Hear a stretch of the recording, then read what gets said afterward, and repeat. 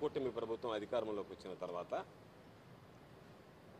ప్రతినిత్యం దాడులు, దండయాత్రలు, ప్రజలని అన్ని రకాల ఇబ్బందులకు గురి చేస్తూ విధ్వంస పాలనకి శ్రీకారం చుట్టడం జరిగింది.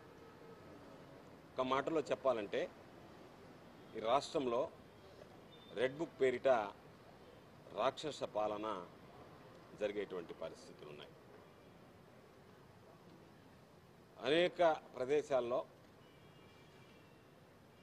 రాష్ట్ర వ్యాప్తంగా, జిల్లా వ్యాప్తంగా వైఎస్ఆర్ కాంగ్రెస్ పార్టీ శ్రేణుల మీద దాడులు చేయడం, వాళ్ళ ఆస్తులు ధ్వంసం చేయడం, వాళ్ళ భూములను ఆక్రమించడం, ప్రశ్నించినటువంటి వారి మీద దౌర్జన్యం చేయడం, ఈ అరాచకాలను ప్రశ్నించేటువంటి వ్యక్తులు ఏ స్థాయిలో ఉన్నా సరే నాతో సహా అందరి మీద కేసులు నమోదు చేయడం. అంటే ప్రభుత్వ పరిపాలన తీరు ఏ విధంగా ఉంది అంటే, మేము దాడులు చేస్తాం, మేము విధ్వంస పాలన కొనసాగిస్తాం, ఎవరన్నా ప్రశ్నిస్తే కేసులు పెడతాం.